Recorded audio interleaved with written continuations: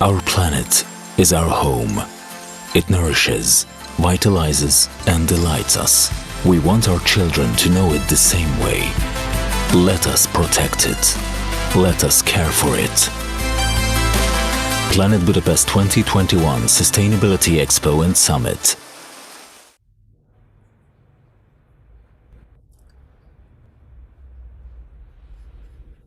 Panduan penggunaan Zoom dan bagaimana cara menggunakan fitur penerjemahan di dalam Zoom. Zoom User Guide and how to use the interpretation feature in Zoom.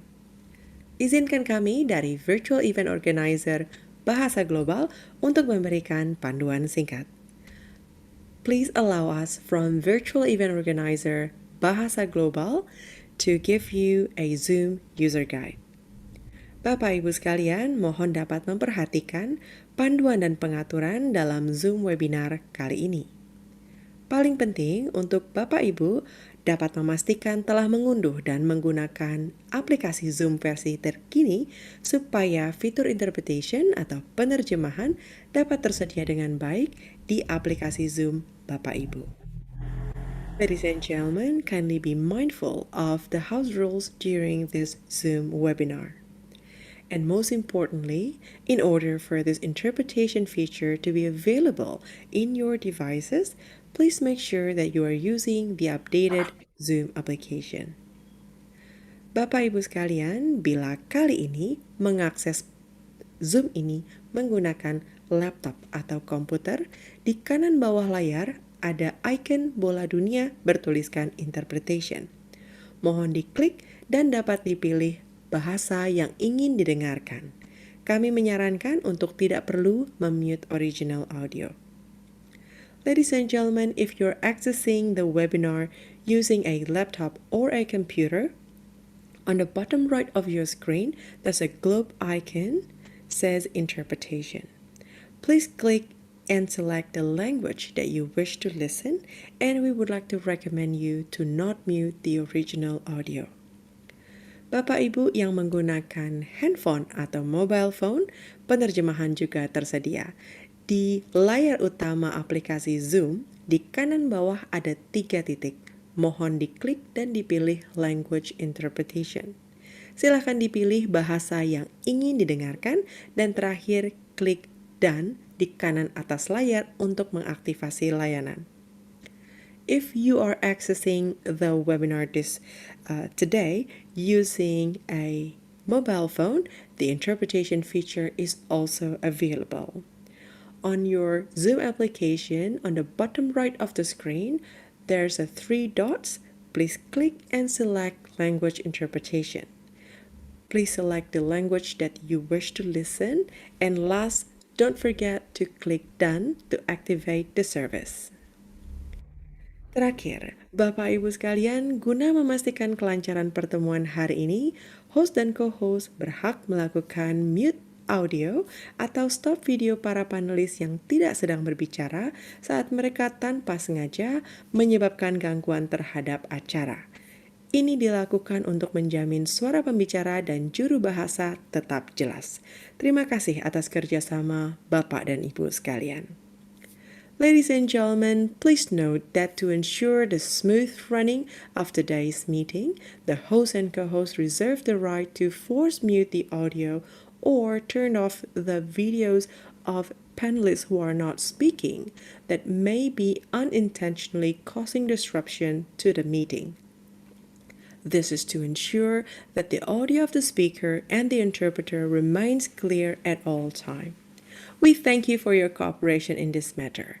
Have a productive webinar. Terima kasih. Alright, good morning, afternoon, and a very warm welcome to all of you to the second day of the 4th Indonesia Circular Economy Forum, or ICEF, on our thematic event, The Road to Planet Budapest 2021, Green Economy Best Practices from Hungary. And I would like to extend my warmest greetings to Hungary Ambassador for Indonesia, Her Excellency Judith Pah, Indonesian Ambassador to Hungary, His Excellency Dimas Wahab, and the Embassy of Indonesia to Hungary, founder of Greeneration Foundation, Bijaksana Junarosano, Ministry of Foreign Affairs and Trade of Hungary, Director General Water Diplomacy, Mr. Balas Haynes, Ministry of Environment and Forestry of Indonesia, Director of Waste Management, Pak Nofrizal Tahar, Plankton Technology Polyloop, Managing Director, Liz Madaras, Indonesia Business Council for Sustainable Development, IBCSD, the Program Development Manager, Mr. Aloysius Wiratmo, and all distinguished participants. Welcome to our thematic event, The Road to Planet Budapest 2021 Green Economy Best Practices from Hungary. This webinar is co-hosted by Embassy of Hungary, Jakarta, supported by Ministry of Foreign Affairs and Trade of Hungary, Ministry of Environment and Forestry of Indonesia, Plankton Technology Polyloop, Indonesia Business Council for Sustainable Development, WRI Indonesia, and Greeneration Indonesia. As we begin our thematic session, allow me to introduce myself. My name is Kirana Agustina, and I'm currently working as an engagement specialist for the National Plastic Action Partnership at WRI Indonesia. And I'm very pleased and honored to be here to learn about Hungary experiences on their best practices in applying green economy, and also we will hear from Indonesia's side from our national effort on solid waste management and business sector practices in green economy. Just to remind all the participants that you can also share the webinar YouTube link to all your colleagues. So without further ado, we will start the session with greetings from the founder of Greeneration Foundation, Bijaksana Junarosano. So let's welcome him.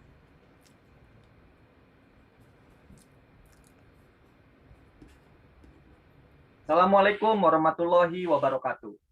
Excellencies, distinguished guests, ladies and gentlemen. Welcome to the thematic session hosted by the Embassy of Hungary for Indonesia. Road to Planet Budapest, Green Economy Best Practices.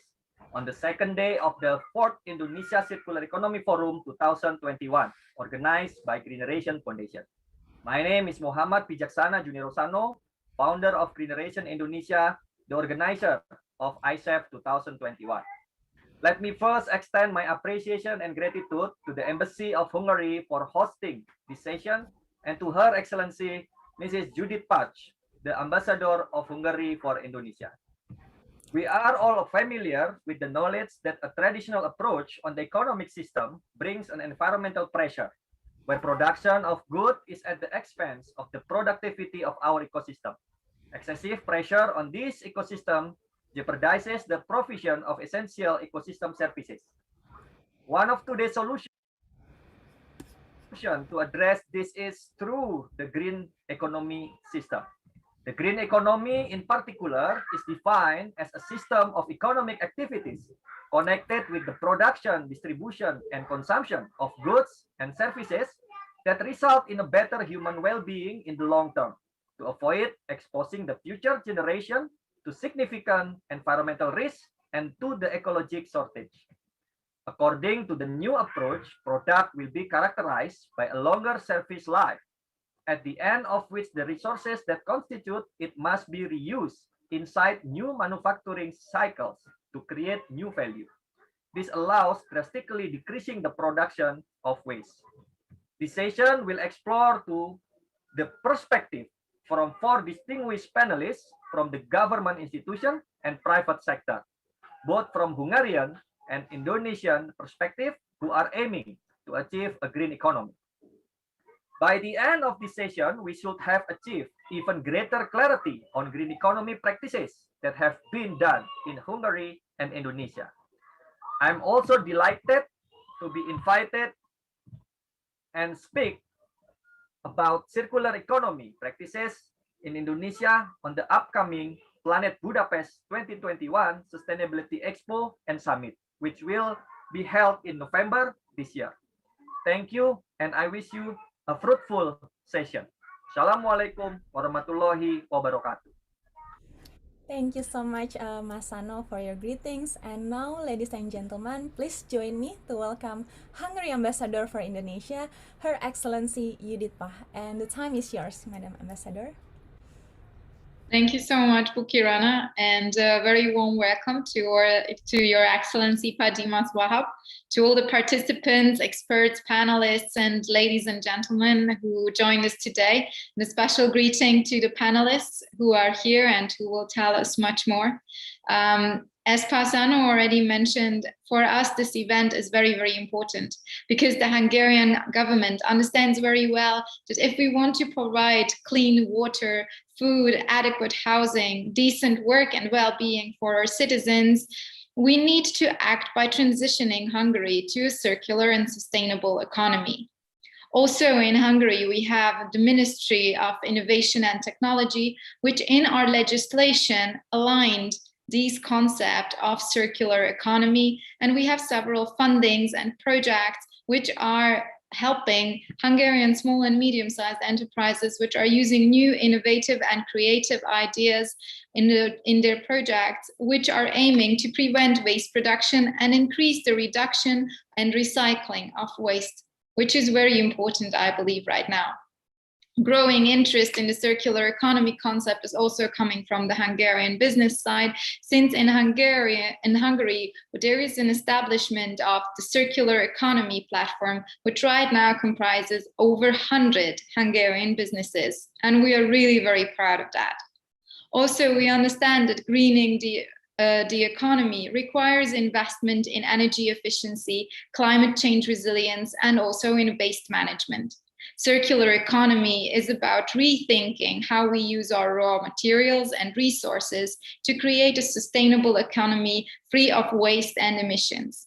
It means shifting from the current linear model of take, make, and waste to an economy where we reduce, reuse, and recycle. The transitioning to circular economy is also a great business opportunity, and it's not only a challenge which we need to accept and which we need to adapt, but it also holds a lot of promise.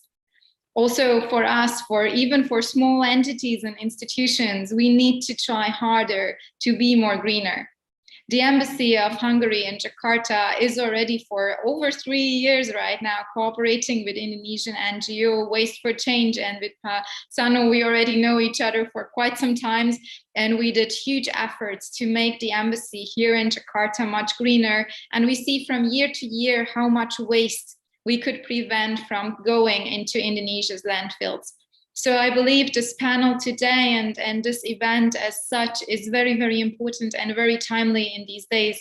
And as Pasano mentioned, Hungary is especially a great fighter in this regard because we are organizing end of the year Planet Budapest 2021, which is the largest sustainability event in Central Europe up to this date.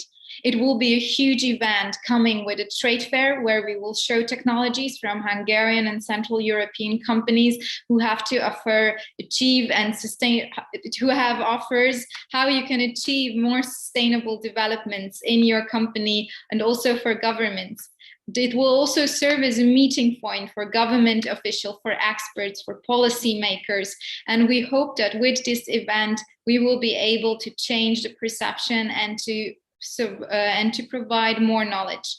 Especially as an ambassador to Indonesia, I'm very proud that already 2 Indonesian ministers are confirmed to participate in the event, and the Minister of the Tourism and Creative Economy, Pasandiaga Uno, and also the Minister of Public Works and Public Housing, Minister Basuki, will be present at the Planet Budapest 2021. And I'm extremely proud that we will also have Indonesian NGOs present. And as Pasano mentioned, he will be also present at the expo. And I hope with this we can even link ties stronger. And I think this webinar today is a very, very good example for that. And I hope everyone is as keen as I to learn from our panelists more. Thank you so much for the opportunity. And I'm sure we will have a very interesting session today. Terima kasih banyak. Terima kasih, Her Excellency, for the welcome remarks and sharing the Hungarian practices on green and circular economy. So now, ladies and gentlemen, please join me to welcome Indonesian Ambassador to Hungary, His Excellency Dimas Wahab, for the welcome remarks. The time is yours, Pak Dimas.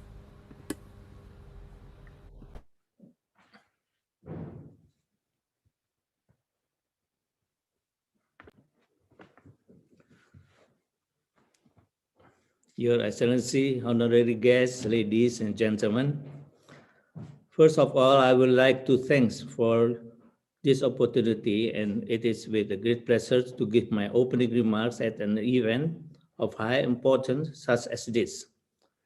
I would like to personally extend my gratitude to my colleague, my dear friend, Ibu Judith Patch, Ambassador of Hungary to Indonesia, who invited me for this occasion, as well as to congratulate for her new appointment to be the next ambassador of Hungary to Singapore.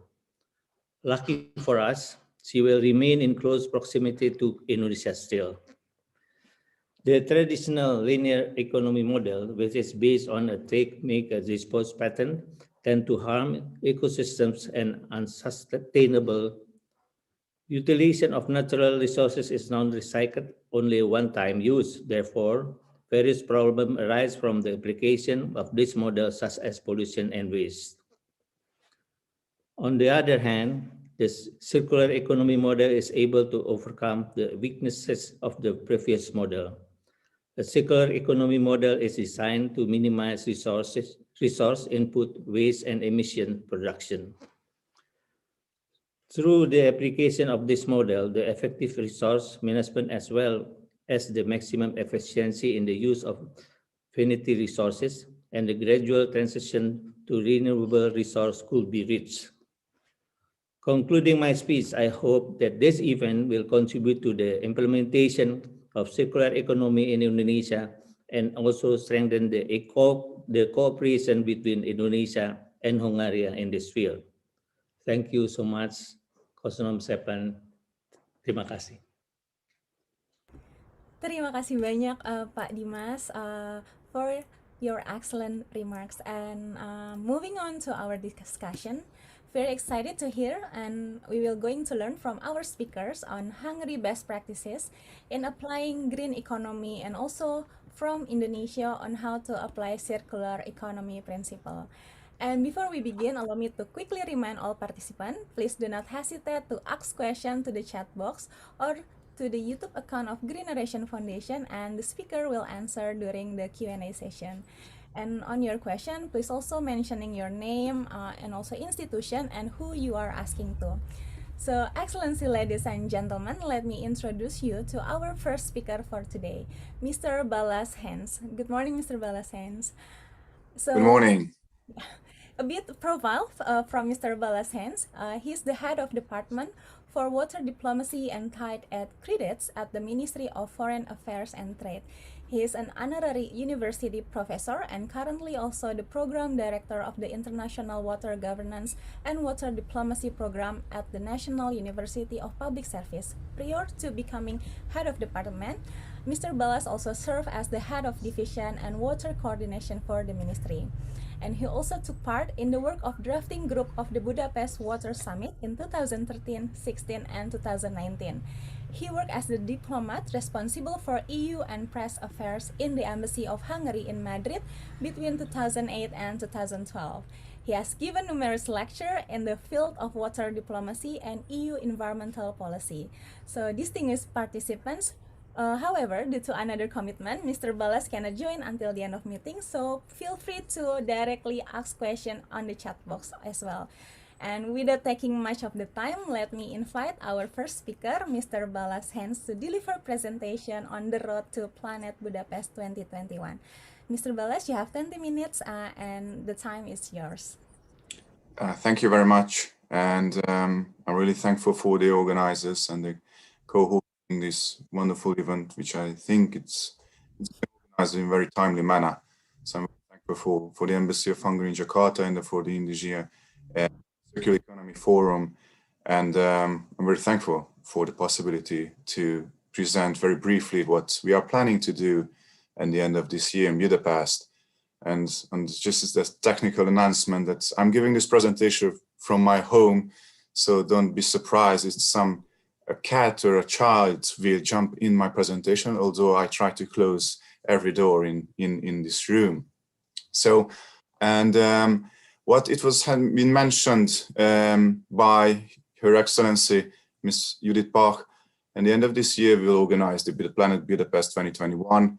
here in Budapest, because we thought that during this pandemic period, there's something positive, there's something lessons to be learned, what we have seen during the past few years or 1.5 years, and how the different supply chains and the industrial sector, but also the government and the financial sector, try to develop different technologies and in connection with sustainable development.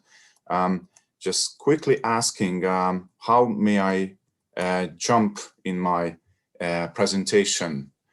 And I know it should be done. Oh, you are doing from outside. Okay, so when I jumping, then I just need your help. Okay, so what you can see is the Planet Budapest 2021 is not just was a quick idea from our government, but it has been a history. In 2012, we have started to organize a so-called Budapest Water Summit, which has been organized in 2013 and later on in 2016 and 19.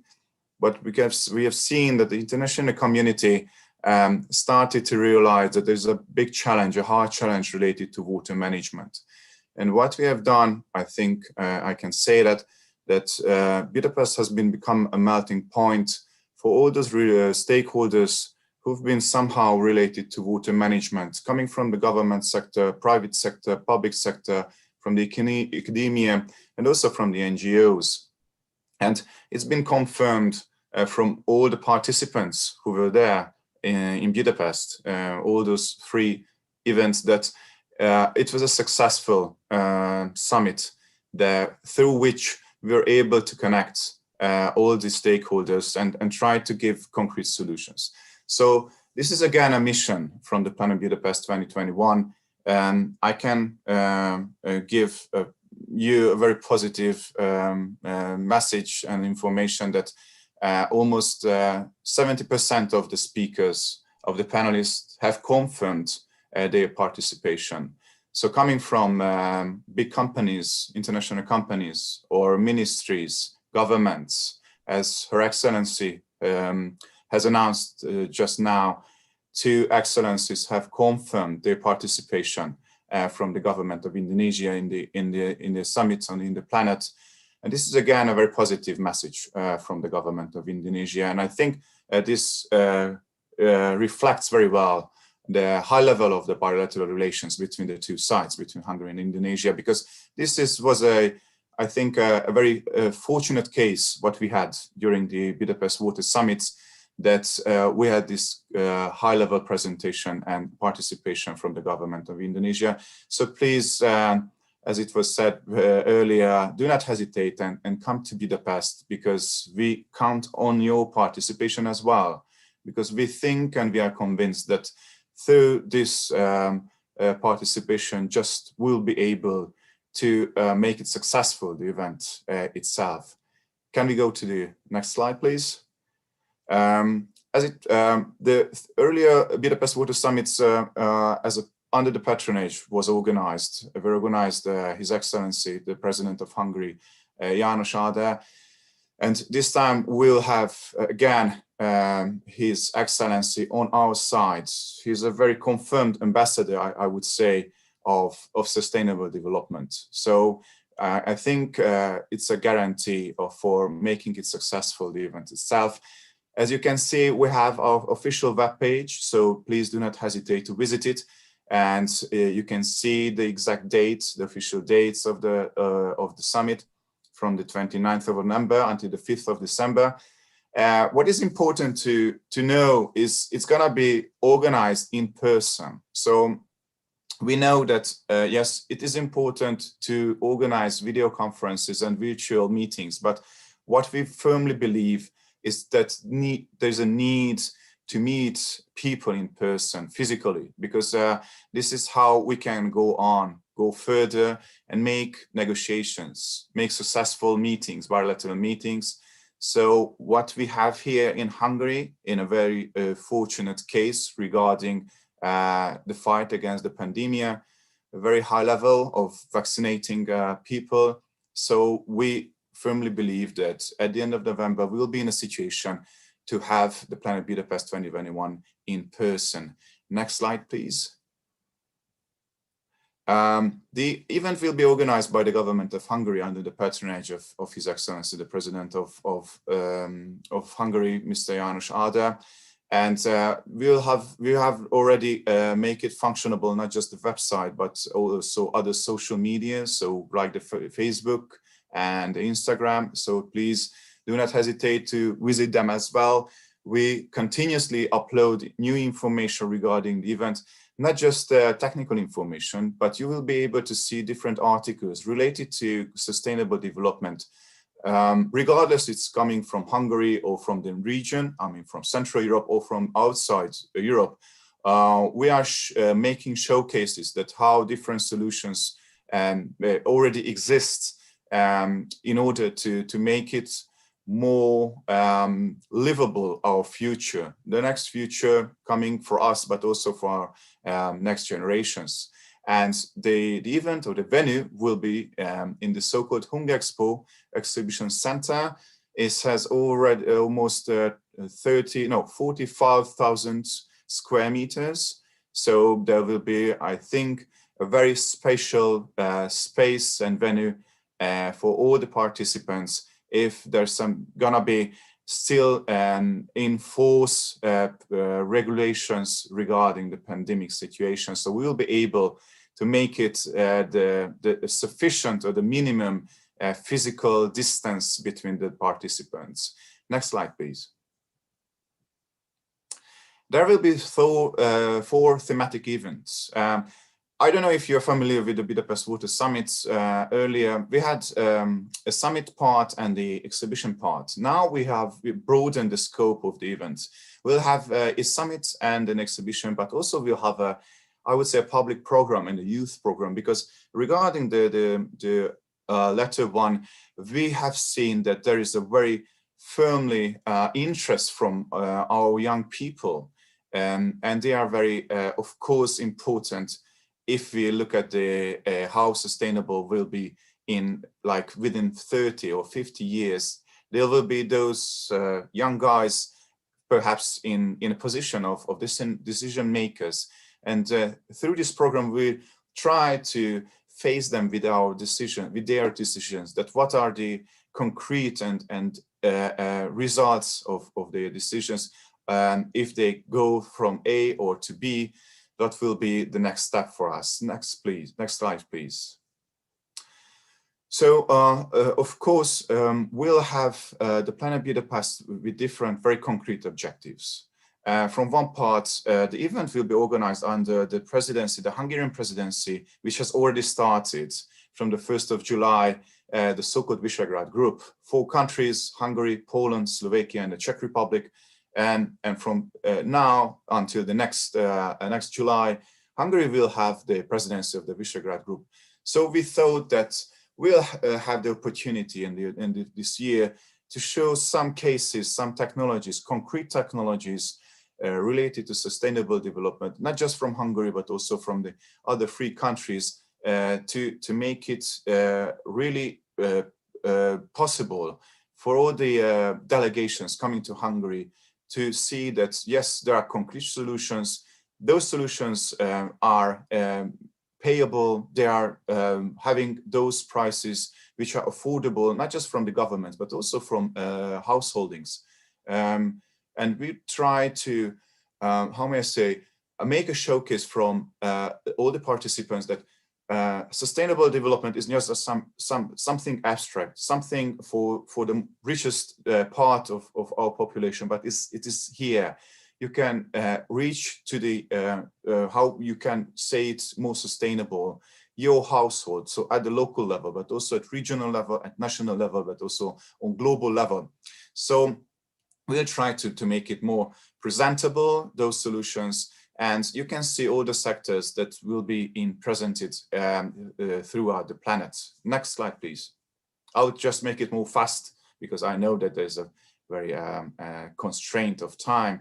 This is the map of our exhibition and the center. You will be able to see further on that what are the different part of the Planet Budapest 2021, all those 4 thematic groups. And also besides it, we'll have a food court, while different foods from local producers you will be able to taste, and how we can make showcases that also sustainable development is a central part of food management, how we can reduce the food waste, which I think is still a very global problem all those countries facing with this. Next slide, please.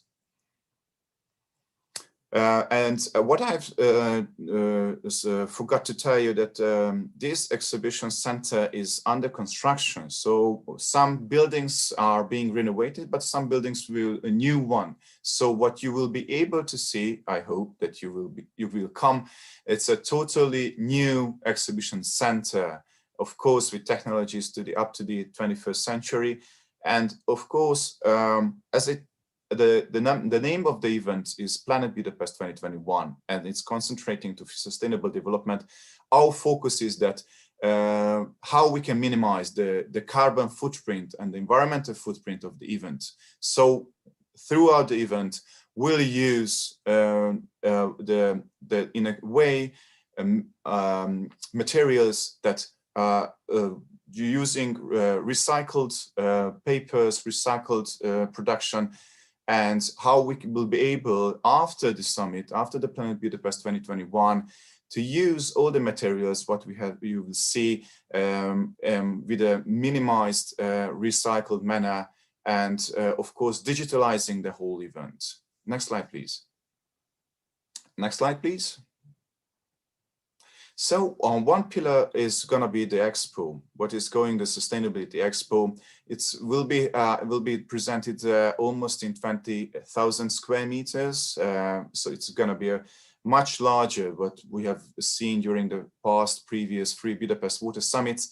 And what, of course, we were concentrating and focusing to have those exhibitors which have something concrete related to sustainable development. If it's a product, it's a technology, or something which is related directly to sustainable development. We were quite surprised when we started to make this call to the different companies that what kind of technologies already exist in connection related to Hungarian and V4 companies, that how they developed different startups, technologies related to waste management, food waste reducing, smart cities, how we can reduce the so-called non-revenue water amount. So I think, and of course, again, what technologies are affordable, because we would like to present those technologies which are okay, I have just 5 minutes. Okay, then please, next slide. And next slide, please.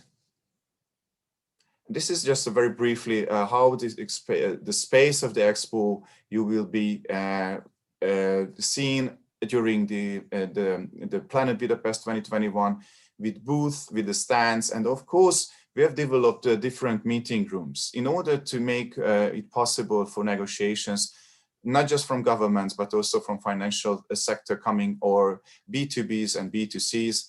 And this is also concentrating with a minimum use of materials. So again, the expo will be with a very strong focus on how we will be able to make it more sustainable. Next slide, please. This is a very brief description of how the expo will be. We formulated unique stands and general stands, so all the companies and exhibitors will have the same outlook. You have right now in front of you that those booths will be used from recycled paper. So this is going to be again focus on how the sustainable development will be presented directly and physically during the expo. Next slide, please. Next slide. Next slide, please. So this is a brief summary of how the summit will look like. What we have done earlier, the Budapest Water Summits, is having this kind of a lively discussions that there will be a keynote speech introducing the panel. Is it a wastewater, water management, food security, transport, or smart city? The program of the summit is already on our web page, so you can see that who are the speakers, who are the invited panelists. And what we have tried to do again during the previous Budapest Water Summits is to have this kind of a Davos-style panel discussion. It's already familiar from the World Economic Forum in Davos that there are high-level panelists and with a moderator.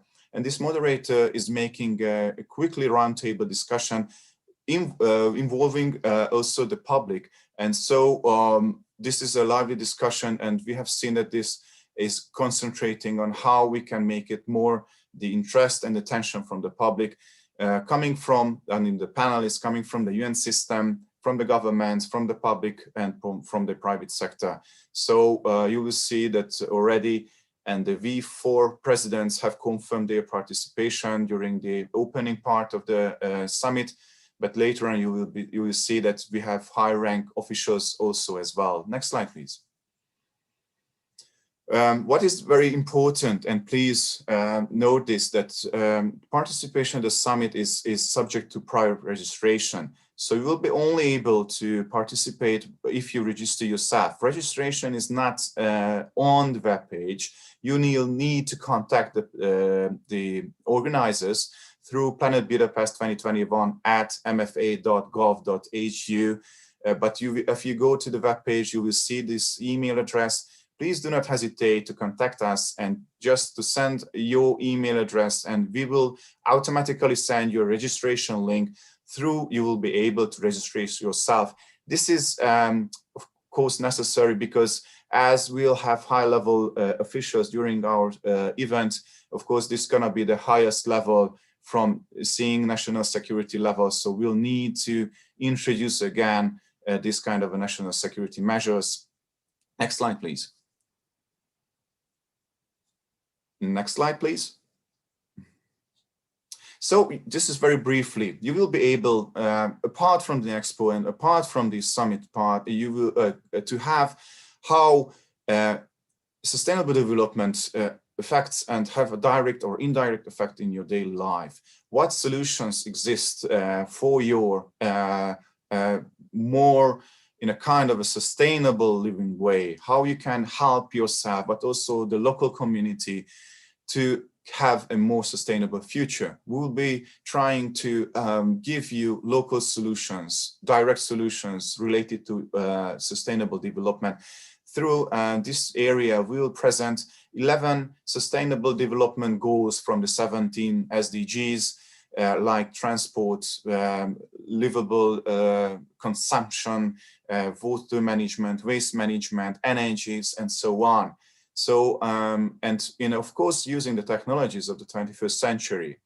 Next slide, please. Next slide, please. As I have said, you will have a program for the youth. Unfortunately, it's going to be only available in Hungarian. But of course, what we have seen that, as I have told you, that we try to include all the youth generation and to show them the different showcases and how their decisions will have an effectively and directly or indirectly on the next future and upcoming during the 21st century. Next slide, please. So this is very briefly why you should participate, not just from the company side or the private sector, but also from the public sector, also from NGOs. We'll bring the world together again. And this is not I would say, a marketing speech from my side, but this is an experience coming from the 3 previous Budapest Water Summits, when we had more than 3,000 participants each time. And we had many, many business meetings, many, many meetings between governments and so on. So please do not hesitate. If you have any question or request coming representing your side, please contact us. Next slide, please. So, thank you very much for your attention. I tried to be very brief and to take the time framework, and very open to your questions. And thank you again for the organizers. Thank you. Thank you so much, Mr. Balas, for the very exciting events presentation of the Planet Budapest 2021, which will take place this December in Hungary. And it will be the biggest sustainability expo and summit in the Central European region, isn't it, Pak? Okay, Mr. Balas, we have two questions for you. The first questions, thank you, Mr. Balas. It is really interesting. One question: how optimistic you are to incorporate the sustainability universe in Indonesia? I mean the summit How to for link? Indonesia. Yeah. I think between the two sides there is a very high openness of how introducing and to know each other's technologies and knowledge. I think both sides have great experience and technologies related to sustainable development. This was a very direct experience from my side when we organized the Budapest Water Summit. And as I told you, we had this a very grateful and fortunate situation of having a high-level visit from Indonesia. But also we have seen that during the recent years, and very thankfully and gratefully to the work of their excellencies, our ambassador and your ambassador of the two sides, of how their fruitful work we were able to manage high-level visits both in Indonesia and both in Hungary. And I'm convinced, and we have direct experience, that sustainable development is already a central part of the bilateral cooperation, regardless if we're talking about waste management, water management, circular economy, energy. We see that, yes, if there is a willingness coming from the government, and we have this openness and readiness to cooperate, then we are ready to go further and to share our experiences and to know the knowledges and the technologies what we already possess in the field of sustainable development. Right. Thank you, Mr. Balas, for the answer. And the last questions, due to the limited of times, Mr. Balas, what are some of the biggest challenge faced by Hungary and the Visegrad countries in implementing circular economy? Yes, from one side is waste management, especially having in place the 100% circular economy, because when we talk about circular economy, it's not just recycling. As Her Excellency and our ambassador has said in her opening speech, it starts already at the production phase. So when we can say that sustainable development starts already when a company is starting how the product will look like, from what kind of contents it will have. We have seen that some companies unfortunately started the so-called greenwashing. This is a CSR productivity or CSR technology, if I may say, but this is not enough. This is not enough that through marketing services we'll say that, okay, we are green, we focus on how we can make it more livable our future, but in the background this company continues to produce plastic products, PET cups, and all those things which are still polluting our environment. So what we are focusing now is those companies which already starting their production by producing concrete products which are using all those recyclable elements or innovations as well. Thank you, Mr. Balas. And actually, there's some follow-up question from the previous one, but I think you already covered it about the challenge and the solution. So thanks again, Mr. Balas, for your time and the presentation. And good luck for the Planet Budapest 2021. Thank you very much. Thank you. Yeah, and now moving on to our next speaker. I'm sure many of you already familiar with Pak Uso. Pak Uso is the Deputy Director. Let me introduce Pak Uso. He is the Deputy Director for Goods and Packaging from the Directorate of Solid Waste Management from the Ministry of Environment and Forestry in Indonesia.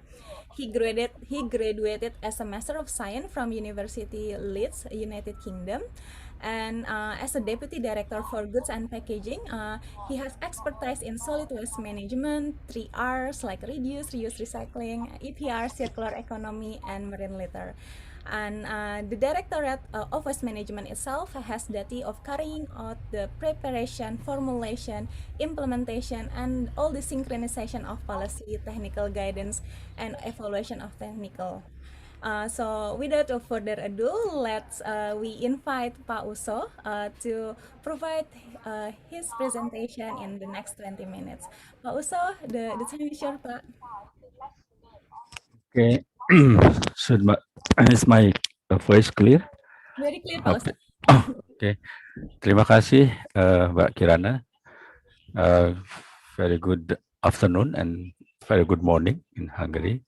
Uh, Firstly, I would like to apologize for this because it should be Pak Nofri Jahar, our director, to join this meeting. However, in the last time, actually, he's now joining another session of the ICF. So I'm here to as representing of the Director of Solid Waste Management of MOF Indonesia. Can I, because it's actually I have another slide. Can I share my screen? Okay. Ya, first of all, Yang Mulia Bapak Dubes Dimas Wahab, terima kasih sudah hadir Pak. Salam kenal dari saya Pak, dari Kementerian Lingkungan Hidup. And also Her Excellency Ambassador Judith Mas. It's my honor to be here joining this forum, and also distinguished panelists, guests, and participants. Let me, in this forum, I would like to share Indonesian effort, especially in the solid waste management effort to implement what we call it sustainable solid waste management here in Indonesia. So please allow me to share the screen. Okay, I hope everybody has already seen my screen. So I would like to share about the roadmap of waste reduction by the producer. Actually, this is the Indonesian version of extended producer responsibility. This roadmap is regulated by MOF regulation number P.75 2019 is actually very recent regulation. In this regulation, we have been implementing the producer responsibility on solid waste management. So based on this regulation, we start to ask to encourage the producer to join to solve the problem of plastic, packaging, especially plastic, and also another type of packaging. The next one, let me start with this situation globally. I also do believe this is happened in Indonesia. As we can see, the plastic pollution getting worse if we do business as usual. If we do nothing, we need we will be in the safer situation in the next couple of years. For example, in 2015, we can we will use more oil to produce plastic, and will be more plastic, microplastic in the ocean than fish, and etc. etc. And also, you can see our plastic system is broken because most of plastic waste, most of plastic packaging is go to our environment as a burden, as a pollution. So the other and the other sides, you can see, if we talk about resource efficiency, you can see for material like PET, HDPE, LDPE, that these are type of plastic resins. You can see in this graph, it's only very little the plastic waste is recycled actually, but most of plastic waste goes to the environment as a burden, as a pollution. Compared to the compared to the paper waste, it's a better situation in the paper waste. Much more paper waste is recycled actually compared to the plastic packaging waste. So this is the global situation, and I do believe it's also happened in our country in Indonesia, because unfortunately we don't have any data like this in Indonesia. Hopefully we can also have a data similar to this one. Also, I want to share the global effort now to combat packaging pollution. Let me start with the UN resolution, because we have at least 2 UN resolutions to bring our global effort to combat packaging pollution, especially plastic. The first one is a resolution on the marine plastic and microplastic, and the second one is a resolution on single-use plastic production. This is very important resolution that we as a family of the global, family of the world should also concern, should also observe this resolution. And the other one is about the sustainable development goals. As you've seen on the screen, that in the goal number 12 is related to the responsible production and consumption. So in this context, we also want to achieve this this goal, actually this SDGs number 12 goal. And also we can also see in G20, group of 20, Indonesia joined in this group actually, also concerned about the marine litters, especially marine plastic litter. So G20 implementation framework for action on marine plastic litter also is another commitment, another Indonesian commitment in globally. And also in the context of regional, in ASEAN, also we already had the ASEAN framework of action on marine debris. Actually, Indonesia also joined in this forum. And in the business sector, some the global company, multinational company also already declared their commitment to reduce waste from their products and packaging, like Coca-Cola, United, Danone, and etc. etc. The next one is also I think we also already already noticed that in the context of global, there is the policy directive in the context of global to combat packaging pollution. We learn from the Ellen MacArthur Foundation, we learn about the circular economy principle. There are 3 principles on the circular economy from the Ellen MacArthur thesis. Is the number 1 is the how we can generate natural system, and the second one is how we can design out of waste from our products and packaging, and the last one how we can keep products and material in use as long as possible. We can also learn about the butterfly diagram from circular economy, and EVR, I think it's well known as a proven policy tool, especially in some European country and EU countries, and also in Japan and South Korea. I think this EVR policy tool is, I think, have been implementing maybe back to 30 years implementation in some developed country, and also in the context of UN also introduced the new approach about UNEP circularity approach. It's a similar thing with the circular economy approach, and also in the context of EU has been developing the EU circular economy action plan. So is in the global context. And how about in Indonesia? We are facing challenges actually, a big challenge about packaging pollution in Indonesia. Let let let see this graph. The first graph is about how we facing the. I think it is the biggest challenge we are facing now.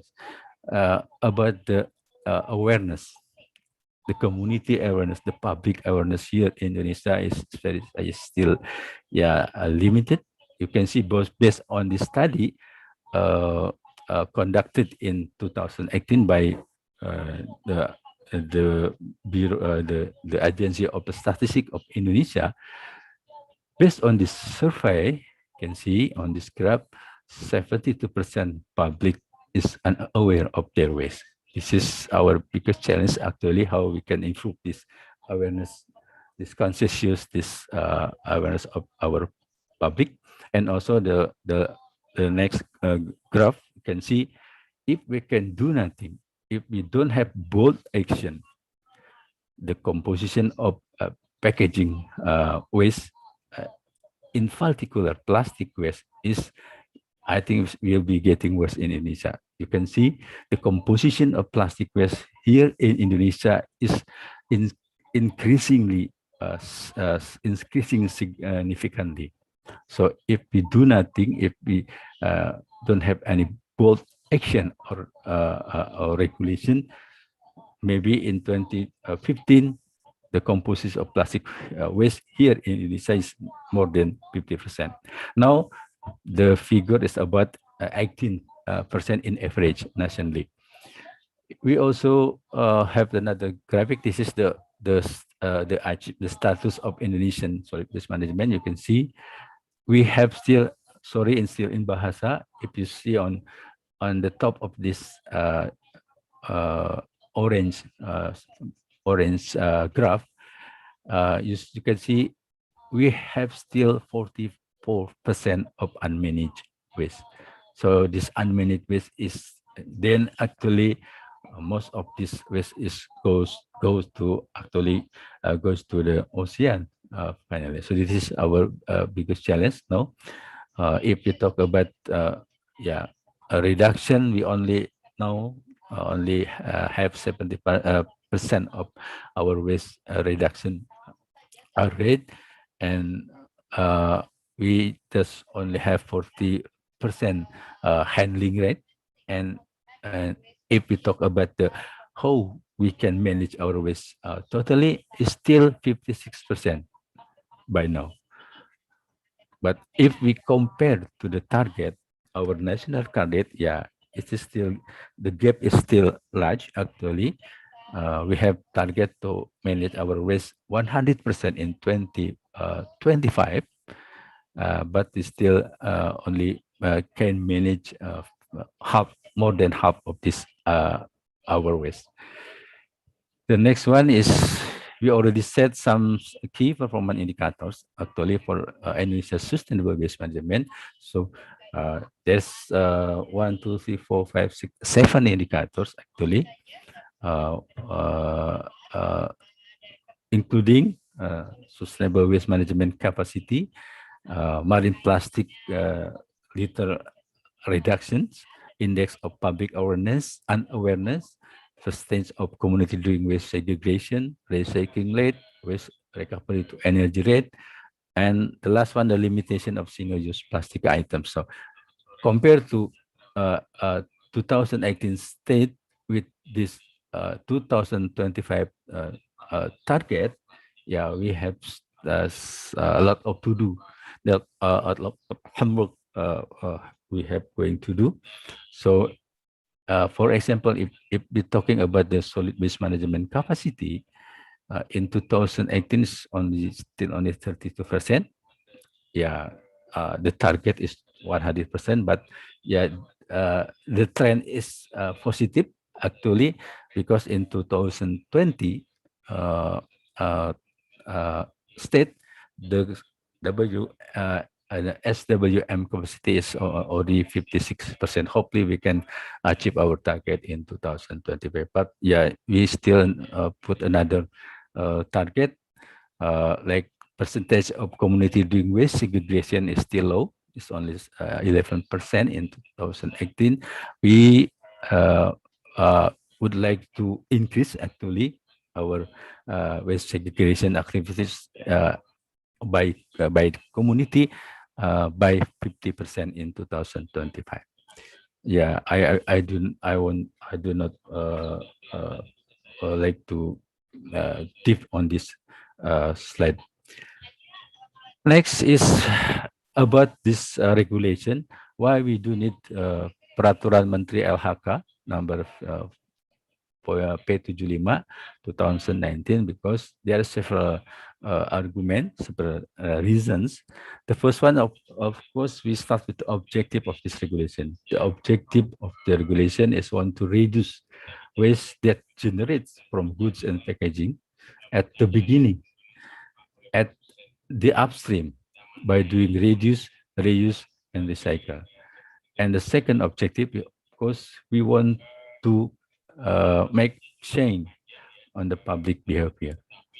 We want to change the lifestyle of our community to become more environmental friendly, actually. And the second reason is for the government, of course. This is a mandate of law, actually, law number 18, 2008, on the Article 15 is the mandate that the producer is responsible, should be responsible to their waste. And also we commit to global effort, like I mentioned before, and also we concurrent with the global policy directive. We also want, as a global society, we also want to move on the right track and the similar track to implement the sustainable development here in Indonesia. Also, we want to put, governor want to put the 3R EPR as a platform toward circular economy. And the last one is we want to implement sustainable solid waste management practice here in Indonesia. And the reason number 3 is for the producers and the business. Of course, we want the producers and the business and other business implement a sustainable and responsible business, actually, because sustainable business is not choice, it's a must for the next future. If the business do not implement a sustainable business, I think the business will end soon. So the second one, we want to improve business efficiency, actually, related to the resource efficiency, actually, and also, and the third one, we want to boost recycling industry here in Indonesia. As you can see on the figure I mentioned before, the recycling rate here in Indonesia is still low. It's about 11 or 12% from our waste. And the last one is we want to also provide new business opportunities, like the waste collection, waste aggregator, PRO, producer responsibility organization, reuse business, and also refill business in Indonesia. Actually, we have already some some startup companies that doing this kind of business now in Indonesia. And the last for community, of course, there are 3 reasons. The first one is we want to raise their awareness to have less or zero waste lifestyle, actually. To second one, to educate, to segregate and collect their waste properly by doing this regulation. And the last one is we want to provide more choices for the community to choose the more environmentally friendly product and packaging.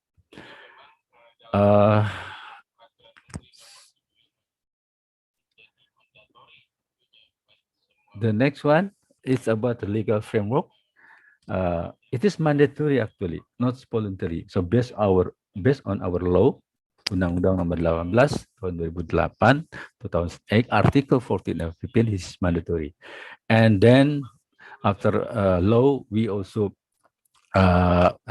stipulated government regulation number 81 2012, especially on the Article 12 until Article 15, is regulated to elaborate the Article 15, especially on our law. And then after government regulation number 81, then we published the Permen LHK P75 2019. So why we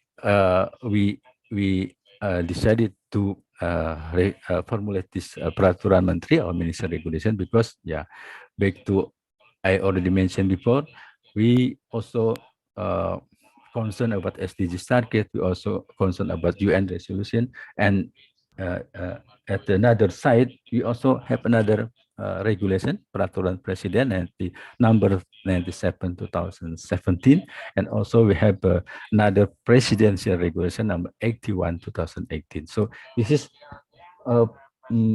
make a good push for us to publish the ministry regulation. So this aspect is accelerate us to publish this ministerial regulation.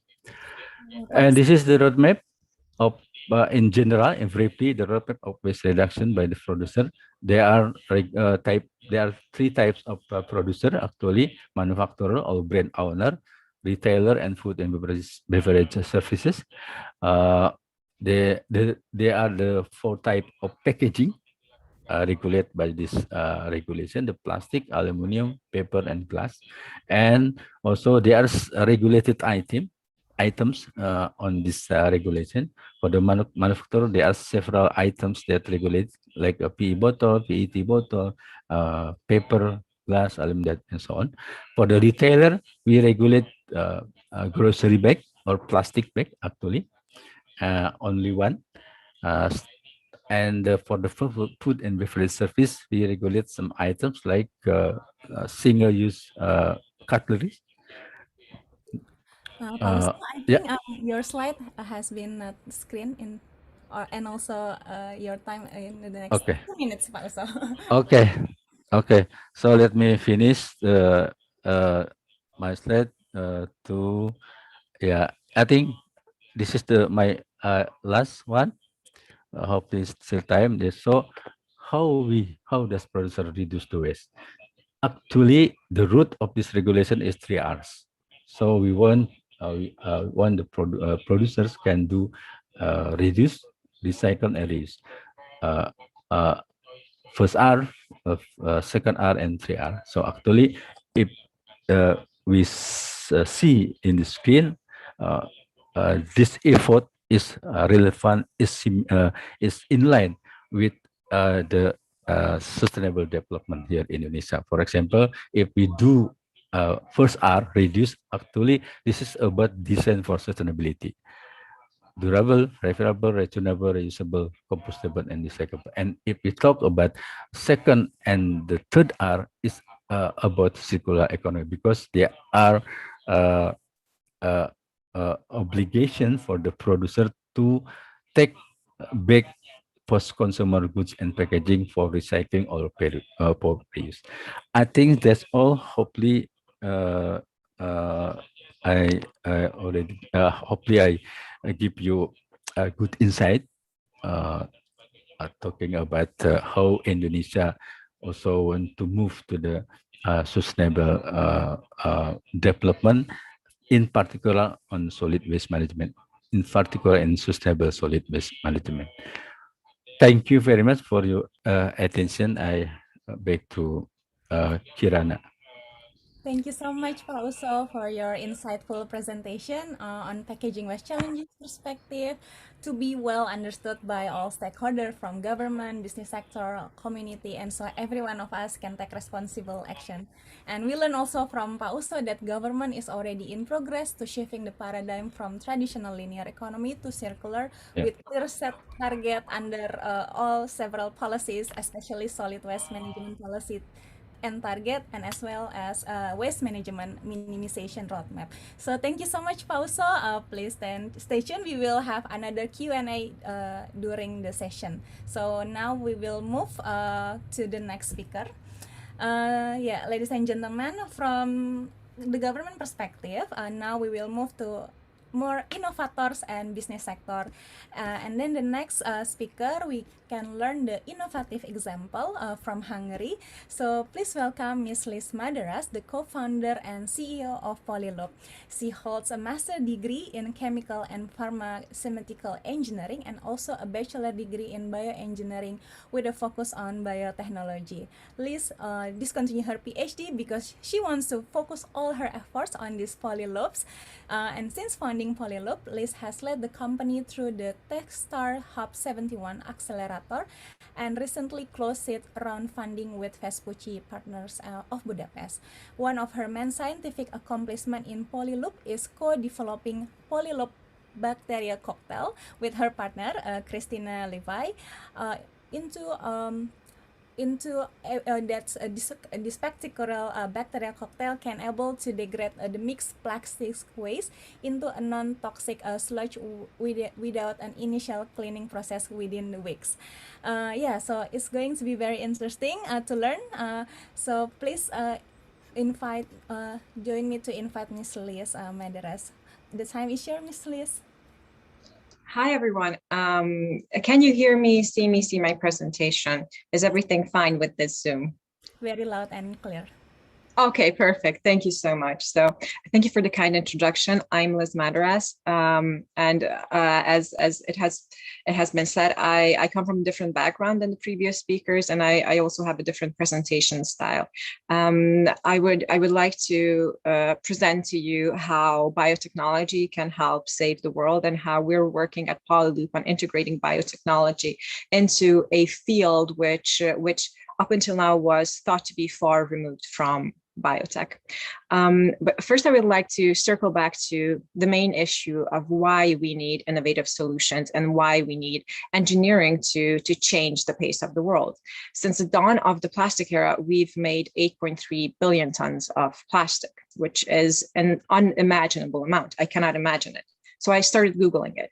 And if we imagine it in Legos, it could cover the entire surface of the Earth 16 times. It is only 18 times. It is also 18 times the weight of the entire human race, and we are dealing with overpopulation. So we can kind of start to conceptualize how much plastic we have produced, and sadly, most of this plastic has ended up as waste. If we break it down by years, we see a growing trend of more and more plastic being produced and consumed. As countries are climbing out of poverty, their consumption rate also increases. Thus, the plastic that they consume and the plastic waste that they consume increases as well. And also, all countries, even with bans being enacted, are actually increasing their consumption. This is problematic because in 2016, already we produced more than 300 million tons of plastic waste per year. And only 2 to 4% of this ended up effectively recycled. We downcycled about 8%. And sadly, more than 40% of it ended up as landfill and 32% leaked into the environment. These are sources from the World Economic Forum, and we see this as evidence of a broken recycling system. Thus, we see that there isn't enough technologies on the market to deal with all the plastic that we consume. Recycling alone is not enough. With that being said, how evil plastics are, we should also circle back on why we need plastic. It's one of the biggest industries on the planet. It's the same size as the pharmaceutical industry. And we use plastics in many, many layers of our society. For example, we use it in agriculture and food production, for greenhouses, and for layering the soil so that we can grow our crops. Without this, we might not be able to sustain as many people as we do right now. We also use it as food packaging so that we minimize the food waste that we throw out. So it's not all evil, and it's probably not going anywhere. So we have to learn how to deal with plastics. The way we see it is that the biggest issue with plastic is that we have made a material which we deem disposable, which nature doesn't recognize, so it cannot circle back into the environment. The De Beers said diamonds are forever, but so is plastic, or at least it was before Polyloop. We at Polyloop have created a method to transform plastic back into nature to which it once belonged eons ago. Because if we think about it, if we go back to geologic eras, we know that plastics were plants and animals, and then it got transformed into oil and gas, which got extracted from the ground and then transformed into what we know commonly as plastic.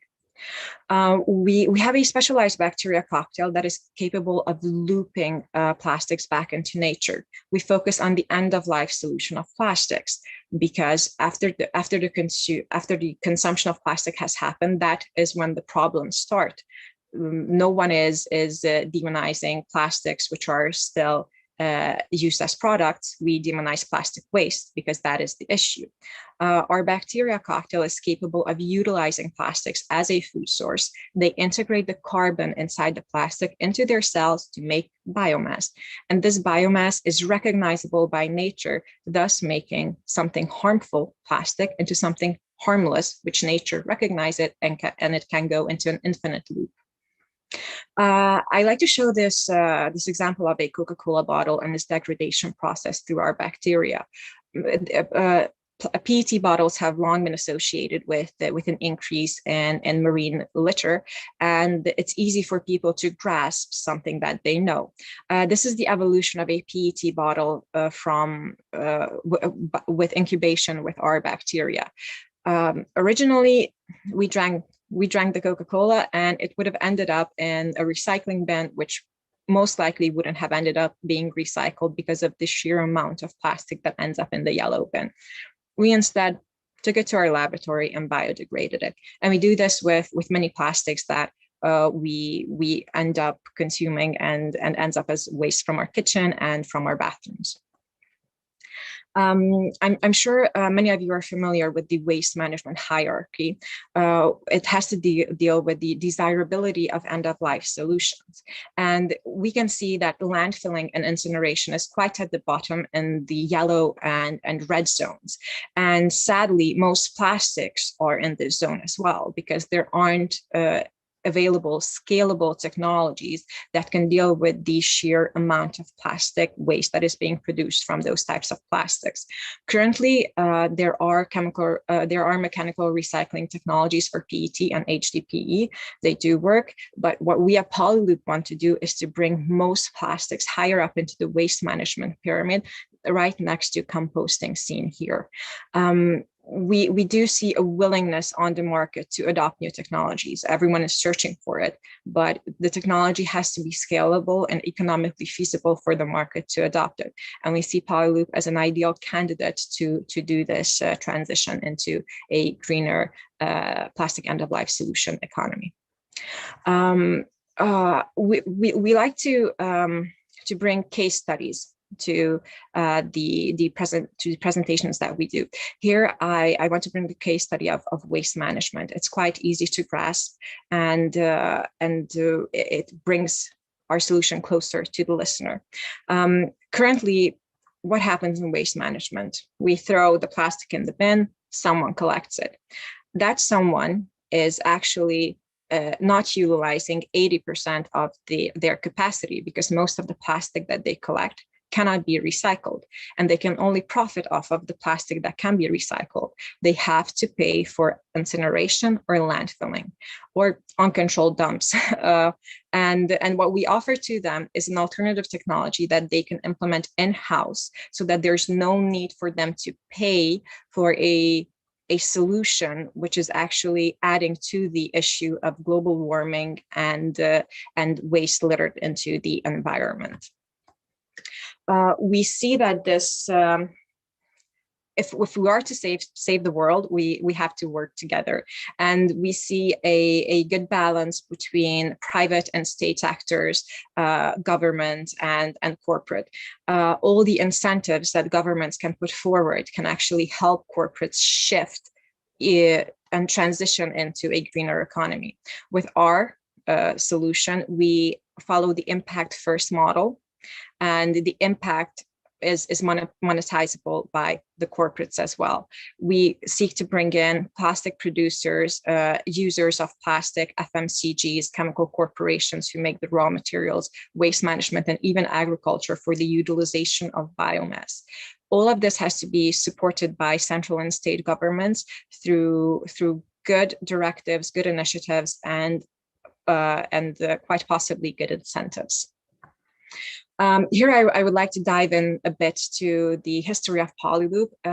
We started as a research project of two grad students studying pharmaceutical engineering, and we experimented for about 1 to 1.5 years, and then we realized that this could be a business, and if we want to scale it, we will need more funds. We applied to the Techstars Accelerator program. It was the first semi-public pitch that we did, and we got invited to participate in the cohort in Abu Dhabi. From there, our business potential escalated, and in 2020 we closed a seed round with Vespucci partners to help scale our technology. We also patented our bacteria cocktail with the USPTO. We have joined the Alliance to End Plastic Waste, which is a huge organization supported by the biggest conglomerates and corporations on the planet, who have put forward $1.5 billion to end plastic waste and find circular solutions. We have also joined the Respond cohort facilitated by the BMW Foundation, where we are focusing on how sustainable leadership can help reach the SDG goals of the UN. We see the next steps as expansion. We see the United States as being a good target, and also Asia being a good target. From here on, we want to focus on commercialization and scaling the project and the impact of our project. We will be closing a Series A in 2022 and focusing on what helps us grow and have the impact that is necessary for this to become a global solution, shaping the way we think about plastic, shaping that plastic is no longer something which is pollutant, it's gross, it's something which is a resource. I would like to present you my team, because of course it's not only myself who is working on it. Christina and Gabor, they're the two co-founders, but we're well balanced in business and in technology. Our business development lead is has a very strong FMCG background, so we kind of have this corporate mentality and team as well. And of course, this is an older slide. Not my entire team is not on this, and I apologize to them, but I promise on the next slide we'll put everyone on. And we're also working with university research groups to grow very fast. And finally, let me leave you with our thoughts then on why we do what we do and why we've invested so much time and money to actually try to find a solution. We don't have a choice. No one really does. There's no planet B. If we don't shift the way we think about nature and how we utilize the resources on the planet, our societies will not be able to survive it. So I encourage everyone to not be discouraged, to fight for a better future for our planet, because we still have a chance. And thank you so much for listening to my presentation. Should you have any questions, please do not hesitate to ask. Thank you so much, Ms. Liz. That was very brilliant and innovative solution, which is really interesting. And as Ms. Liz has mentioned, then it is then essential to learn how innovators, scientists can also be part of the solution, like Polypoop, inventing the business where polymer can get back into the circle, isn't it, Ms. Liz? Yeah. And then last but not least, we have the last speaker, Program Development Manager and External Engagement Manager at the Indonesia Business Council for Sustainable Development, or IBCSD, Pak Aloysius Wiratmo, or Pak Wira. Pak Wira has master degree in development studies with specialty in local and regional development from the International Institute of Social Studies in The Hague, Netherlands. And before joining into IBCSD, he worked in the development world through various international development projects more than 15 years. So Pak Wira will share with us how to align circular economy goals with companies to bring more miserable transition. So over to you, Pak Wira, for your session. Thank you, Mbak Kirana.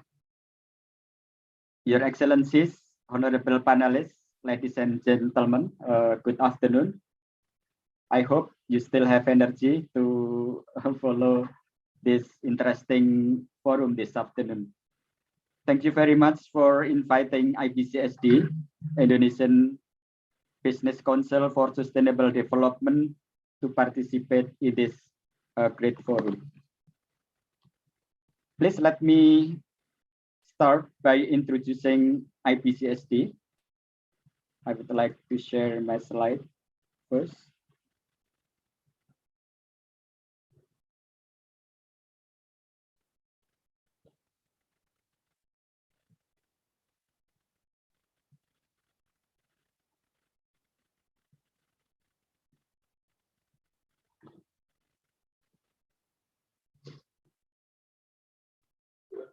Okay.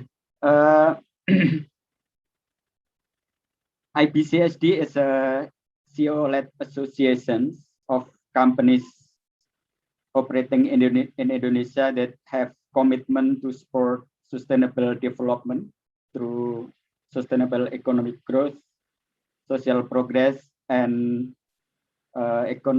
environmental balance.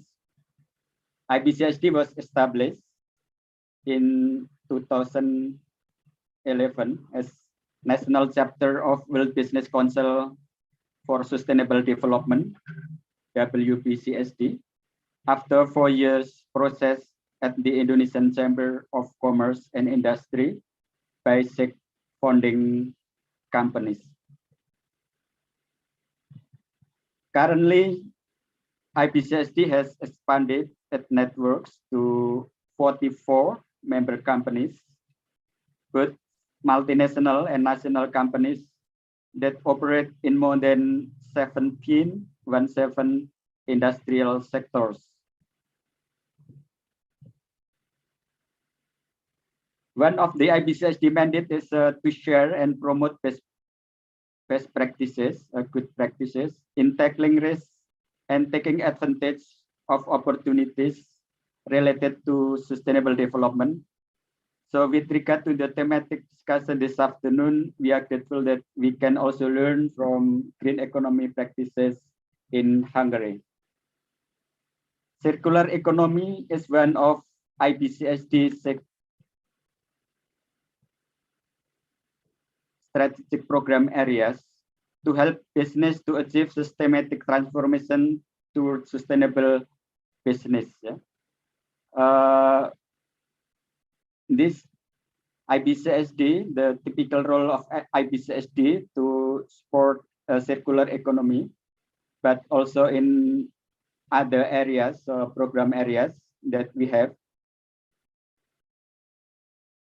Sorry, namely on people, and the other strategic program areas aside from the circular economy that IBCSD work on people, and then climate and energy, food and nature, redefining value, or around sustainability reporting, and also SDGs working group.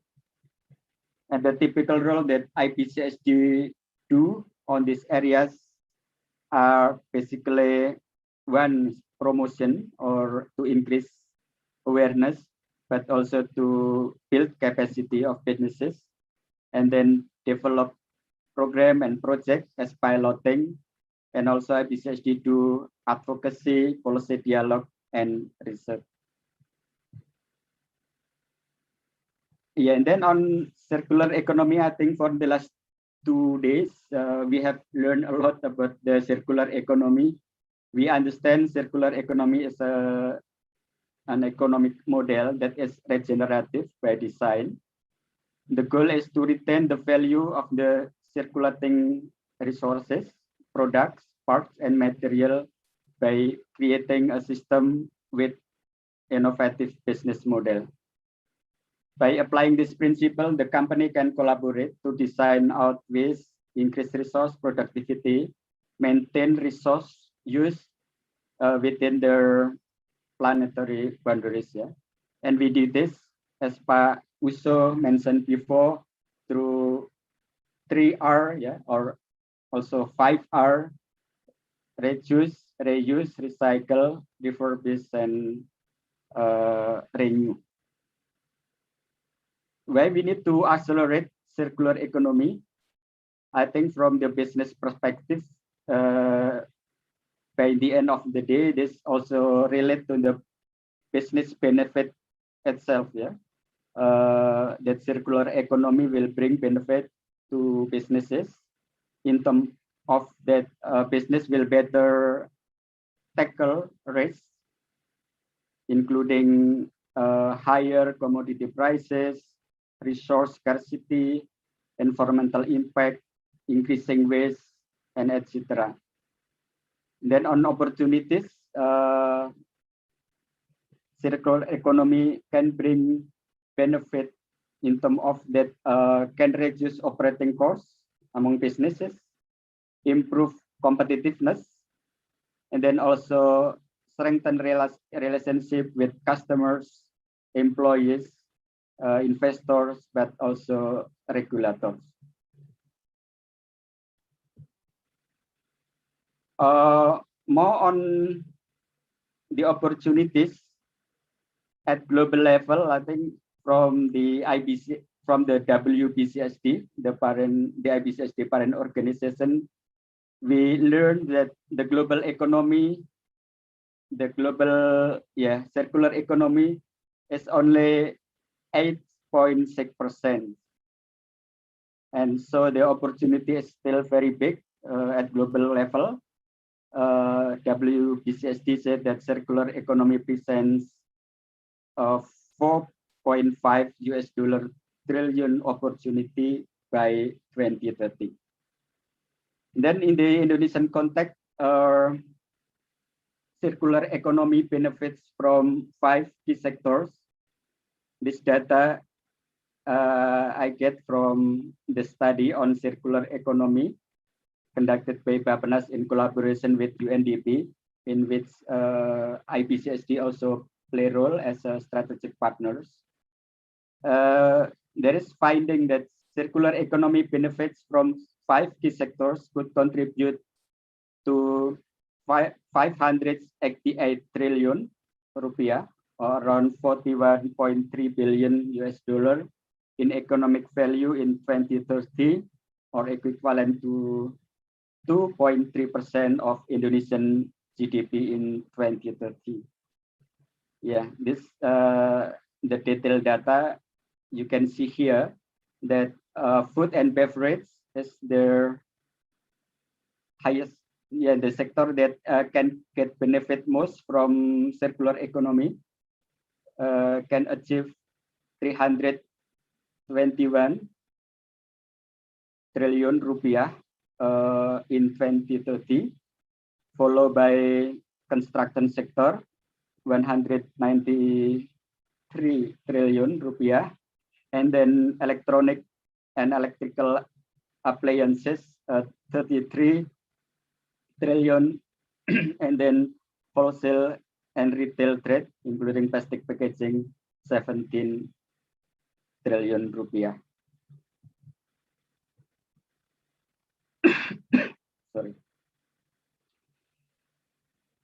And then from the same study, we find that most businesses in Indonesia are interested in understanding more about circularity in our circular economy.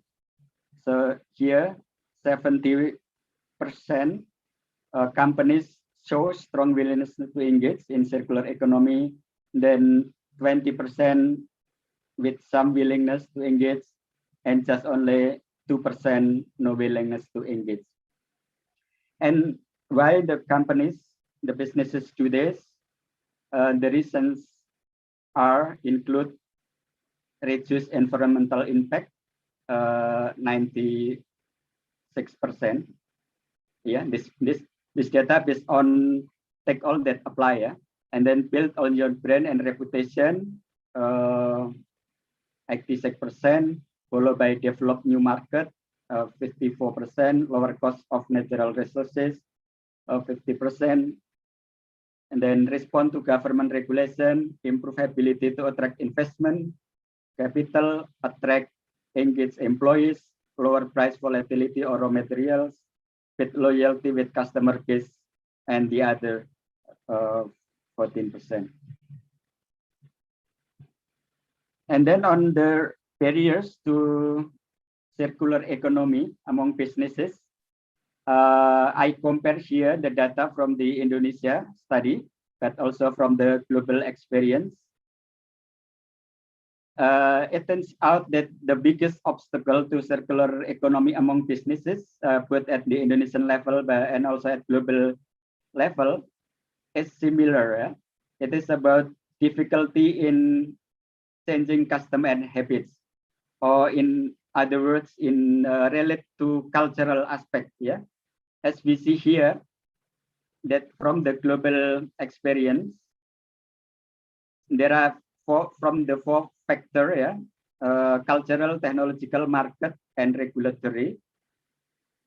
The cultural aspect, like are the most pressing barriers, the most pressing barrier, or the most pressing factors of barriers to circular economy. The cultural aspect here include like company culture, probably like it is difficult to move from linear to circular, and then willingness to collaborate in the value chain, the coordination with the value chain, and also customer interest, the customer still familiar or still happy with their old version or product. And then on the intermediate barriers relate to technological, more to technology, but also regulatory. And then market, on market there is also most pressing barriers. That it means that probably there is no like increasing demand or big demand for circular economy product. So in Indonesian context, the major barriers from the study that conducted by Bapenas and UNDP, the 5 factors, aside from the difficulty in changing customer and habits, the other are unintended consequences of existing regulations, and then lack of infrastructure, and then implementation and enforcement failures, and then also there is no strategy or target that defined by companies. And the other barriers is like not profitable, included not profitable, then insufficient market, and lack of capital, and also lack of imperfect information. Okay, so how IBCSD promote circular economy among businesses in Indonesia? IBCSD basically follow the movement and trends, and also tools that used at global level, in particular from World Business Council for Sustainable Development, WBCSD, as IBCSD parent organization. For example, you can see here, like WBCSD has developed CEO guide to the circular economy. This guide aims to give CEOs and business leaders tools they need to implement circular economy principles. Then to measure how companies, how businesses apply circular economy in their own businesses, WBCSD also developed circular transition indicator, CTI, that is a transparent and also framework and tool that can be applied to businesses of all industries, sizes, and value chain positions, and also, of course, geographies. Okay, then actually, the IBCSD member companies themselves, there are also concrete initiatives on circular economy that relate to their own business and operation. Yeah. For example, you can see here Signify have a circular luminaries design. Signifies enable customers to custom design or tailor their luminaries. They have 3-dimension printed luminaries, use the recyclable material. Then customer can return their luminaries and Signify will process and reuse the materials to create new luminaries. Then another company, Multibintang, yeah, they have a water circularity. They can reduce the volume of water taken from source by using treated wastewater for secondary purposes, such as for operational and also cleaning purposes. They said that effluent reclamation plan reduced water consumption by 14%. And then Repal is a recycle business. They produce zero waste pallets. Repal zero waste pallets are made from 100% plastic waste using Repal unique technology process. Okay, then IBCSD also continue to help businesses, yeah, to support businesses relating to green economy, but in particular related to circular economy. IBCSD have a we call green lifestyle program, in particular to strengthen businesses in responsible production and consumptions relating to SDGs 12. At the moment, we try to increase collaborations in sectors, yeah, or commodities. They are food and agriculture, and then fashion and beauty, natural rubber, plastic and packaging, pulp and paper, and then also on building and infrastructure. So we have a in relate to IBCSD typical roles. So we have a dialogue forum, yeah. We have a capacity building activities, and then we have a piloting. At the moment, for example, for the circular economy in textile and garment industry, as the follow-up of the study that Bapenas do, we try to facilitate and also develop and concrete activities as pilot for circularity in textile and garment industry. And then in food and beverage, at the moment we have a program we call GRAPES 2030. And this one is a abbreviation from Gotong Royong Atasi Susut dan Limbah Pangan di 2030, or collaboration in halving food loss and waste by 2030, or in line with SDGs 12.3.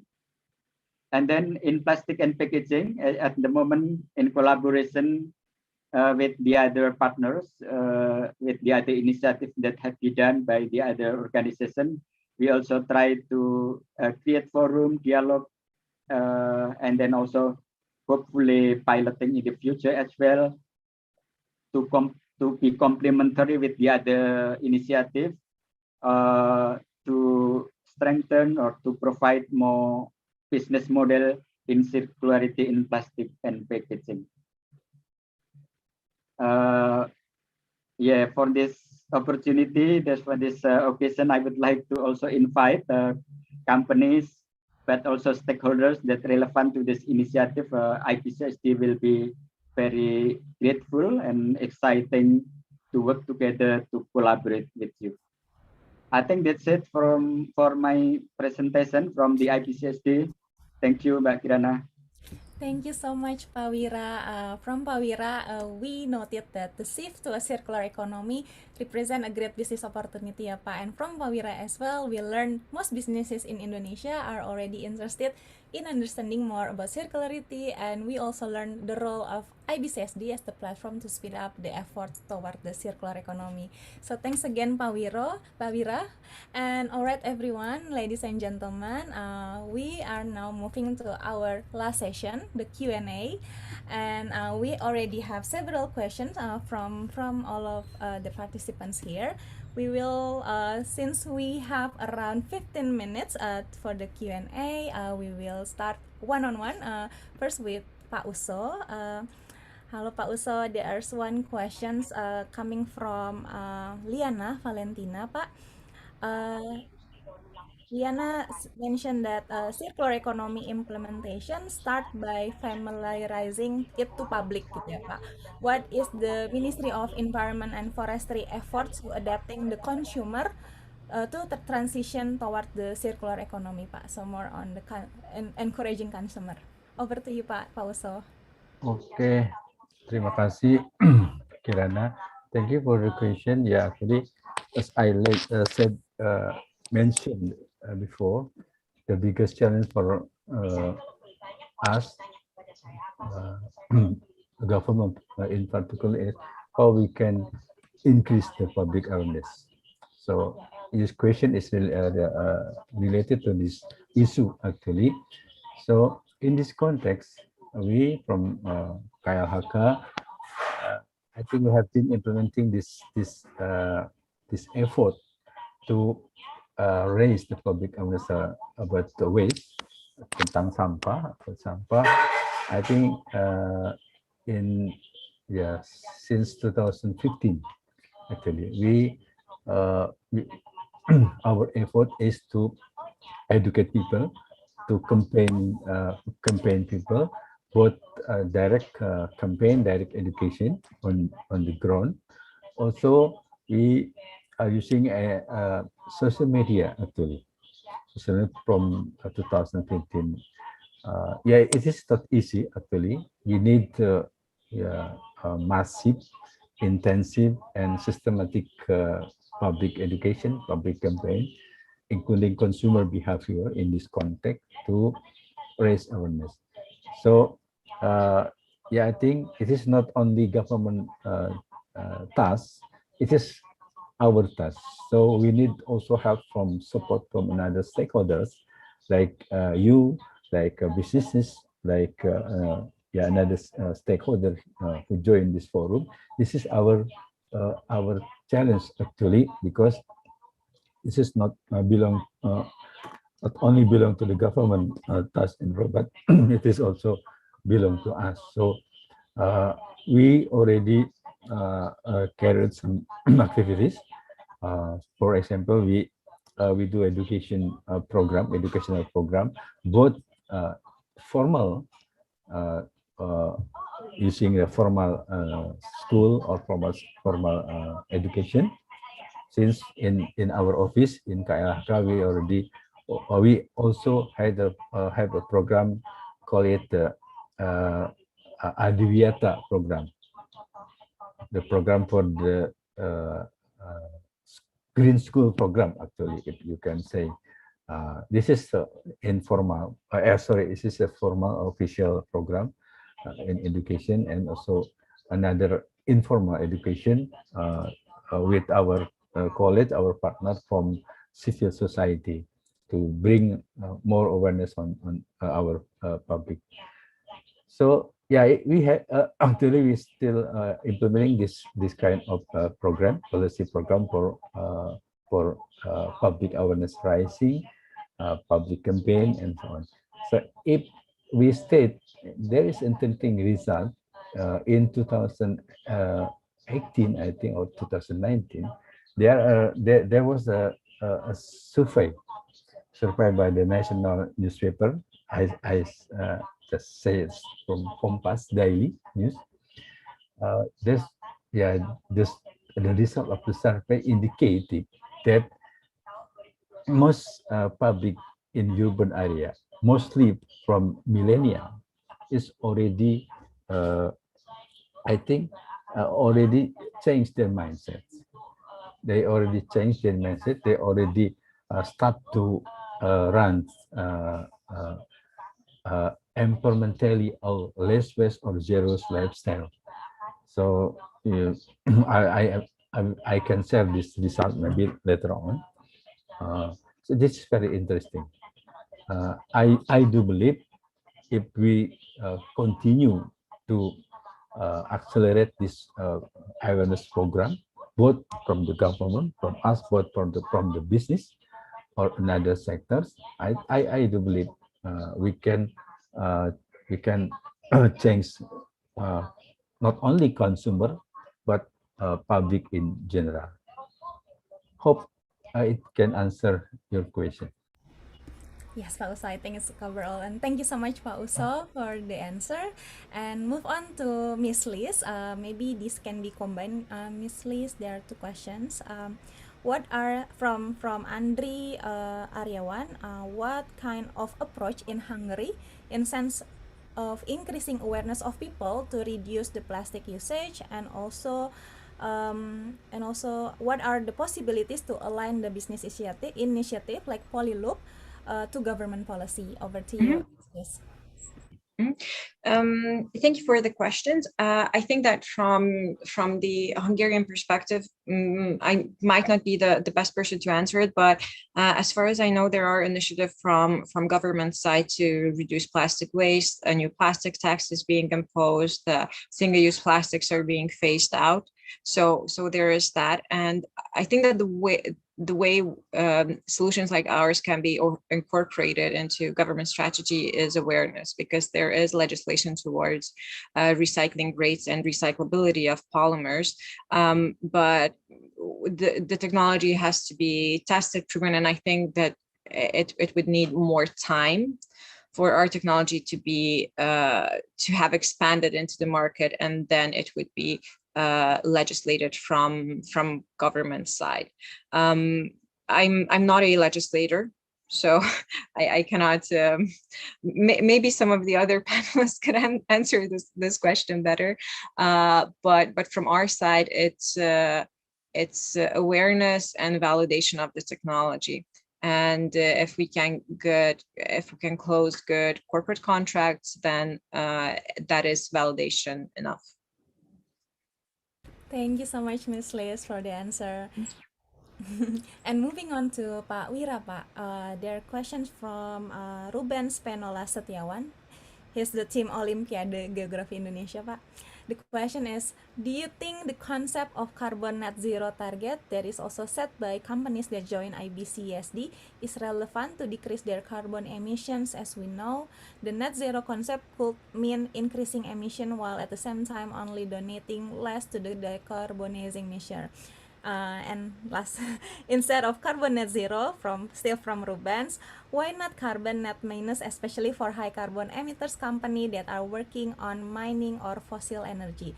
And how also the circular economy could help reducing the emission, especially for fossil energy companies? Oke, diborong Pak pertanyaan. Oke, please over to you, Pak Wira.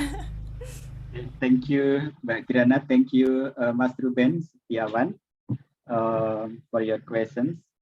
Yes, I think the concept of carbon net zero target emission is very important among businesses in Indonesia. Yeah, at global level now, like net zero emissions, like one of important indicator that businesses would like to realize or to implement sustainability practices on the ground. So yes, carbon net zero emission is very important concept, and actually IBCSD now is like discussing with partner developing a kind of program or project that hopefully IBCSD can work with the businesses in Indonesia to build increased awareness, but also capacity building, but also target or probably roadmap as well in the Indonesian context, because I think as we learn now that from the climate change race, that global community are not successful yet, or the target to limit the global warming to 0 to below 2 degrees and even to 1.5 degrees Celsius seems not achievable. Yeah. So if we go like now, business as usual, the global warming or the our global warming will reach probably around 3 degrees or 4 degrees, yeah, based on the IPCC report by 2050, for example. So yes, I think this very important concept, and this one become their challenge for business community, but also in collaboration with the other stakeholders, yeah, including civil society and government, how the businesses step further or to have an ambition, including to have a starting from having like reliable data, yeah, baseline, and then achieve a target to have net zero emission in particular by 2050, for example. Yeah, but we businesses in Indonesia will collaborate with the government itself, and now we are closing to COP 26, yeah, that will discuss about this climate change, and net zero emission is very important concept. I think that's it. First, my response, Mbak Triana. Yes, thank you so much, Pak Wira, for all your comprehensive answers. And due the limited of time, I think we have tried to one more last question, but it's all to all panelists. So please will be answered to all panelists. Yeah.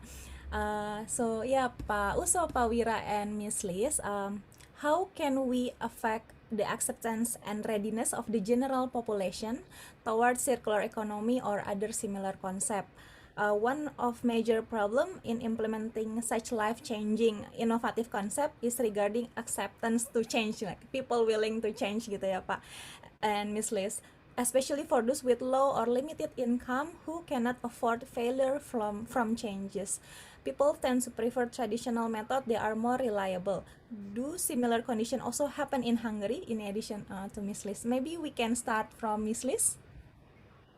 This is question from Rama Arianto from Bapeda, Jawa Barat. Yeah, Miss Liz, maybe you can start. Or I'm afraid Miss Liz is away from here. Or Pak Uso, would you like to start, Pak, to answer this question? Okay, thank you Pak Rama, Pak Rama from Bapeda Jawa Barat. Yeah, I think yes, of course, it is not easy to change the community, especially for the low income community. The first one maybe is not easy. However, we can at least we can use two strategy. Now we are implementing two strategies how we can change the public behavior. The first one, of course, like I said before, we use the education program, but of course we believe this is very long-term effort.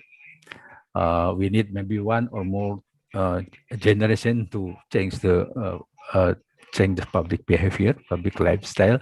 But if we do consistently, maybe we can reach the target for change the public behavior, the awareness, using the education, both formal or informal. Advocacy including in this one, socializations, in bahasa is penyuluhan, something like that. We can use this instrument or these tools, but we also need another tools, another policy, using the intervention of regulation. We need a regulation, the consistent regulation, law enforcement, law of regulation. It is a must. So in this two way, I think we do believe we can change the public.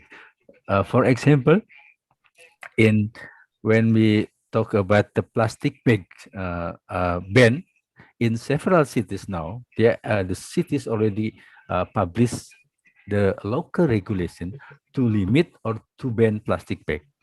Using this instrument, and now community in Bogor City, community in Banjarmasin, in Balikpapan. Now they already changed the habit. They already changed the lifestyle. When they go to the shop, when to go to the supermarket, when they go for shopping, they already know they do not use any plastic bag. They bring their own bag. So it's succeeded to change the public lifestyle. So we can use these two strategies to change the public. Hopefully, you can answer the question. Thank you.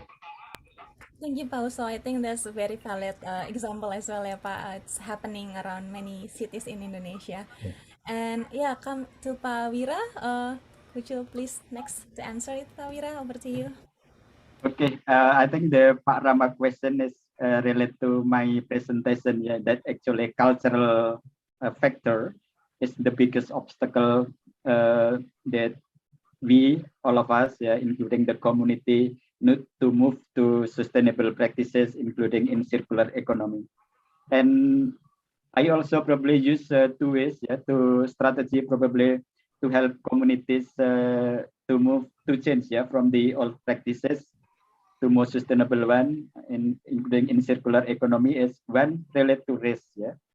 We need to bring community understanding on the risk if we don't take action. If we don't take action, the risk relating to climate change, for example, that we also experience from the natural disasters. We need to bring community awareness on this. But another strategy probably that more important, I think, is on the opportunity. In particular, probably among businesses, if people see benefit from their circular economy practices model, for example, and people can take benefit, including from their monetary term, in terms of the financial aspect, for example, like from their supply chains in waste management, solid waste management, and then this initiative can increase the community income, and then also people can see the benefit of this new related circular economy related initiative or innovation, and then a community will be easier to move to the new ways of living because they see the benefit. And I think this one also in terms of how we can solve the problem by creating model that will take benefit for the community, and the community can see and felt their benefit, this benefit. I think that's it, Mbak Kirana. Thank you, Pak Wira. So really to show the example, Pak, the success and the championing from community and business sector. Thank you so much, Pak Wira. As Pak Wira already answered that question, it's also the end of our sessions. So thank you very much to all participants for your engaging participation. We received a lot of questions. Fantastic amount to see the chat box. Big appreciation to all of you, and thanks again to all organizer and partner, the Embassy of Hungary Jakarta, the Embassy of Indonesia in Hungary, also Ministry of Foreign Affairs and Trade of Hungary, Ministry of Environment and Forestry of Indonesia, the Polyloop, Indonesia Business Council for Sustainable Development, IBCST, WRI Indonesia, and also Greeneration Indonesia. And to everyone, apologize for any imperfection in this event, and I hope you all enjoy the webinar and learn a lot, as much as I do, from all the distinguished speakers and also during the discussion. So goodbye everyone, and hope to see you next time. Thank you, Pak Uso and Pak Wira. Thank you. Thank you, Pak Uso. Terima kasih, Pak Wira. Thank you. Bye-bye.